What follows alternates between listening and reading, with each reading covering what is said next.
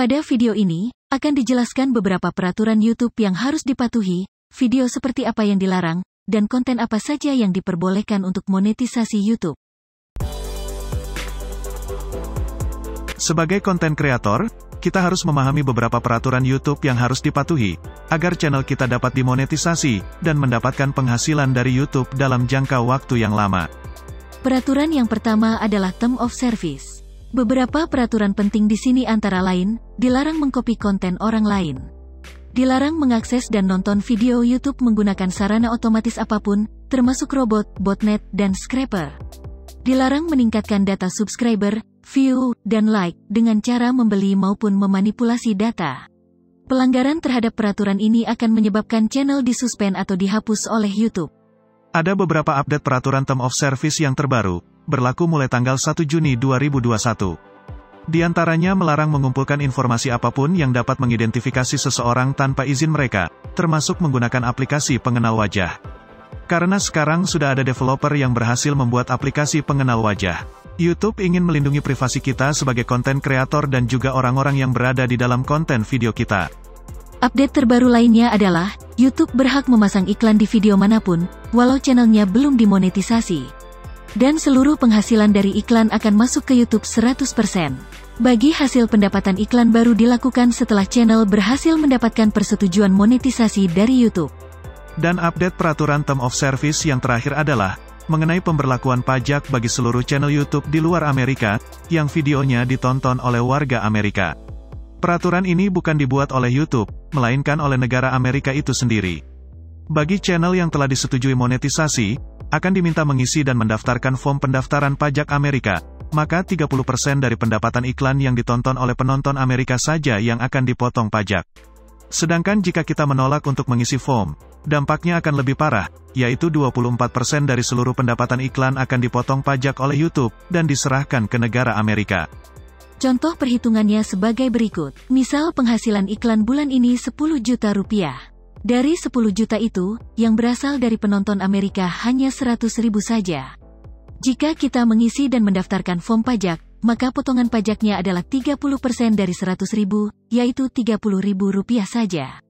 Tetapi jika kita menolak untuk mendaftarkan form pajak, maka potongan pajaknya sebesar 24% dari 10 juta, yaitu 2,4 juta rupiah.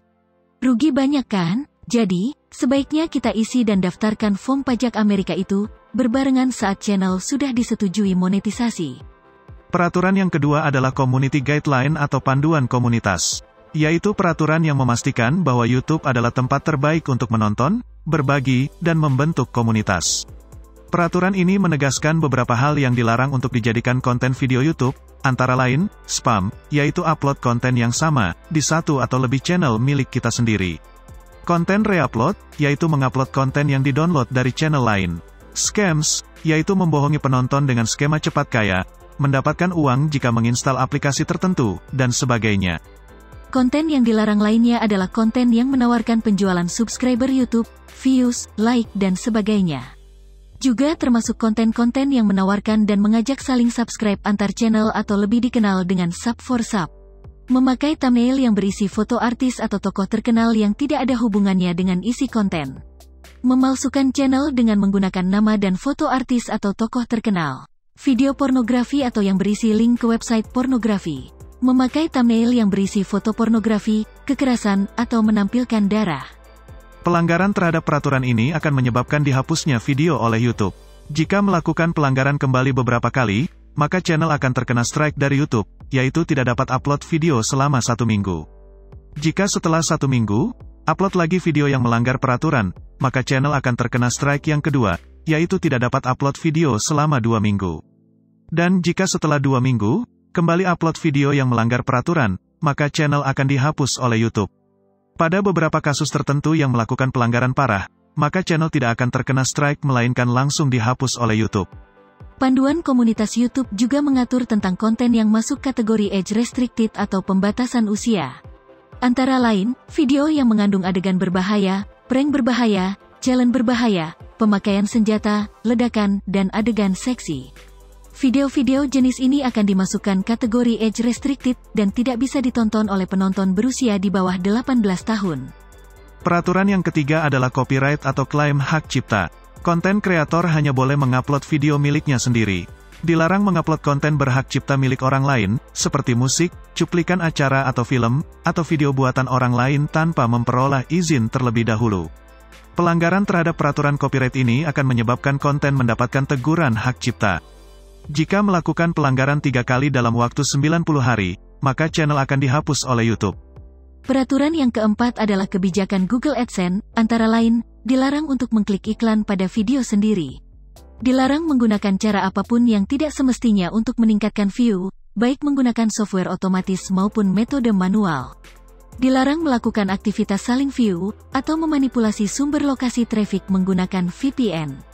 Jika melakukan pelanggaran terhadap peraturan ini, akan berakibat dismonetisasi hingga ban akun Google AdSense. Peraturan yang kelima adalah panduan konten ramah iklan, yaitu konten yang disukai oleh pemasang iklan di YouTube. Konten yang tidak disukai oleh pemasang iklan antara lain, konten yang mengucapkan kata-kata yang tidak sopan, konten kekerasan, konten khusus dewasa, tindakan beresiko atau berbahaya, konten yang mengandung kebencian atau penghinaan, konten terkait narkoba, konten terkait senjata api, konten menghasut dan merendahkan, dan konten terkait tembakau. Pelanggaran terhadap peraturan ini menyebabkan iklan dibatasi oleh YouTube, dan sulit muncul pada channel kita yang telah monetisasi. Sebelum kita lanjut, jika Anda menyukai video ini dan ingin menonton lebih banyak lagi video tentang bagaimana cara mengembangkan channel YouTube Anda, silahkan klik terlebih dahulu tombol like dan subscribe sebagai tanda support pada channel ini. Sesuai keterangan resmi dari YouTube, konten yang tidak melanggar peraturan YouTube dan bisa dimonetisasi antara lain, konten vlog, tips dan trik, konten tutorial, musik original, film pendek original, konten yang menggunakan musik dari koleksi audio YouTube, konten yang menggunakan musik non-original, yang telah memiliki perjanjian dengan pemilik hak cipta musik, konten yang menggunakan video royalty free atau Creative Commons, yang telah memiliki perjanjian dengan pemilik video. Konten lainnya yang bisa dimonetisasi antara lain, konten gaming dengan diisi suara komentar, percakapan, tutorial, atau tips dan trik bermain game tersebut. Konten tutorial menggunakan aplikasi atau software dengan diisi suara komentar, atau instruksi edukasi langkah demi langkah cara menggunakan aplikasi itu. Konten cover lagu, instrumental, karaoke, dan konser live yang telah memiliki izin dari pemilik lagu. Atau pemilik lagu mengizinkan penggunaan lagu tersebut, dengan cara bagi hasil pendapatan iklan channel kita. Dan juga konten yang menggunakan hasil rekaman acara TV, DVD, atau CD yang telah mendapatkan izin dari pemilik acara atau film. Konten fair use atau penggunaan wajar, yaitu menggunakan sebagian cuplikan dari video channel lain dengan ditambahkan komentar, kritik, dengan tujuan untuk penelitian, pengajaran, atau pelaporan berita. Konten reaction dan konten berita masuk ke kategori fair use ini. Semoga video tentang peraturan YouTube ini bermanfaat, dan dapat menghindari pelanggaran penyebab gagalnya monetisasi channel YouTube Anda.